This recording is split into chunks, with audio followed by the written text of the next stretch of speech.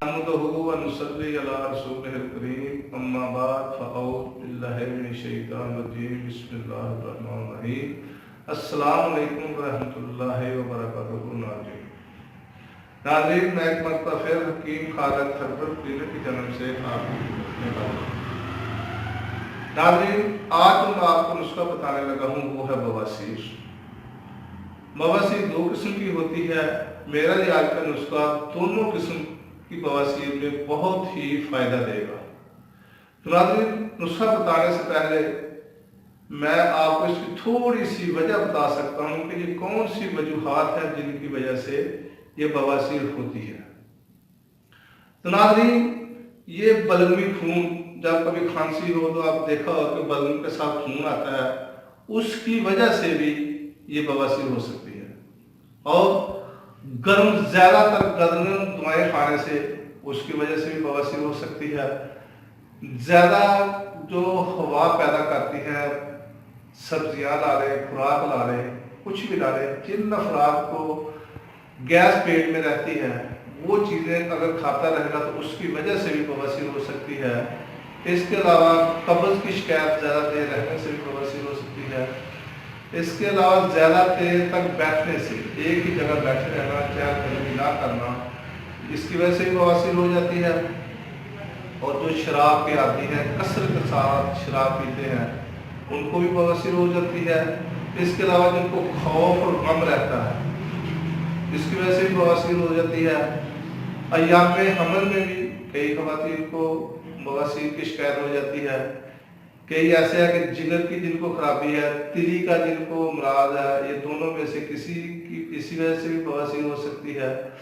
कई लोग ऐसे हैं कि जिनको विरासत में भी मिलती है, अगर उनके वालिदैन को है तो आगे उनकी औलाद को भी ये बवासीर हो जाती है। इसके अलावा बेशुमार वजूहात हैं, लेकिन मैं वक़्त की कमी की वजह से आपका वक़्त बहुत कम लूँगा ताकि आपको इंतज़ार होगा कि कौन सी ऐसी अशिया है। तो नाज़रीन, इनमें सिर्फ 5 अज़्ज़ा हैं। आपने गंधक लेनी है, ये 2 तोले लेनी है। उसके अलावा देसी घी हस्बे ज़रूरत लेना है। और तीसरी चीज़ जो है वो गुल नीम है, यानी कि नीम का दरख्त जो होता है उसके फूल लेने हैं। ये पंसारी की दुकान से आपको मिल जाएंगे, ये भी 2 तोले लेने हैं। उसके बाद काली मिर्च, फलफल स्याह भी इसको कहते हैं, ये भी पंसारी की दुकान से मिल जाएंगे, ये भी 2 तोले लेने हैं। और जो 5वीं चीज़ है वो है रसूम, ये भी 2 तोले लेने हैं। अब नाज़रीन, मैं बताता हूँ कि इसको बनाना कैसे है। तो नाज़रीन, इसका बनाने का तरीका ये है कि सबसे पहले आपने गंधक को पीसना है। उसको पीस कर हस्बे ज़रूरत घी ले लें और उसको हल करें घी के साथ और चूल्हे पे चढ़ा दें। जब ये दोनों चीज़ें यकजान हो जाए तो उसको चूल्हे से उतार लें। जब ठंडा हो जाए उसके बाद फिर दोबारा चूल्हे पर इसको चढ़ा दें। यानी कि ये 3 मरतबा ये अमल करना है।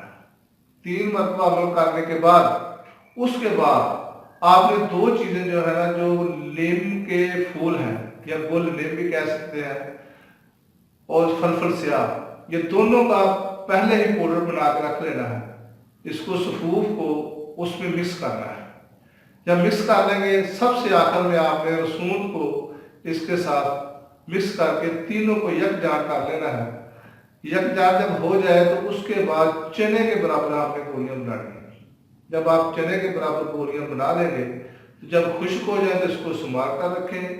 और इसकी खुराक क्या है, 1 गोली से लेकर 4 गोली तक आप एक वक्त में ले सकते हैं। ये मर्ज पर मुनहसर है कि मर्ज कितनी ज़्यादा है।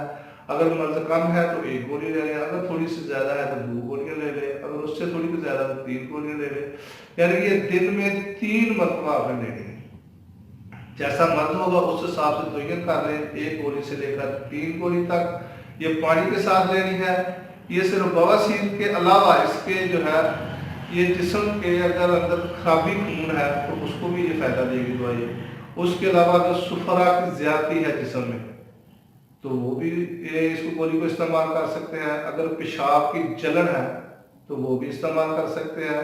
अगर मसाना में सोजिश है तो वो भी इस्तेमाल कर सकते हैं। पुरानी से पुरानी पेचिस वाले भी इसको इस्तेमाल कर सकते हैं। یعنی کہ ان تمام امراض کے لیے، یعنی کہ خرابی خون، سفرہ کی زیادتی، پیشاب کی جلن، مثانہ کی سوزش، پرانی پیچس کے لیے یہ میرا نسخہ بے حد مفید ہے۔ ناظرین اس کو ضرور آزمائیں اور مجھے دعاؤں میں ضرور یاد رکھیں۔ ناظرین اگر میری ویڈیو یہ پسند آئے اور اگر آپ کو فائدہ ہو تو میرے چینل حکیم خالد ہربل کلینک کو ضرور سبسکرائب کریں، لائک کریں اور شیئر کریں تاکہ آپ کو ہر روز نئی سے نئی ویڈیو ملتی رہے۔ خدا حافظ ناظرین، اگلی ویڈیو تک کے لیے اجازت دیں۔ السلام علیکم ورحمۃ اللہ وبرکاتہ۔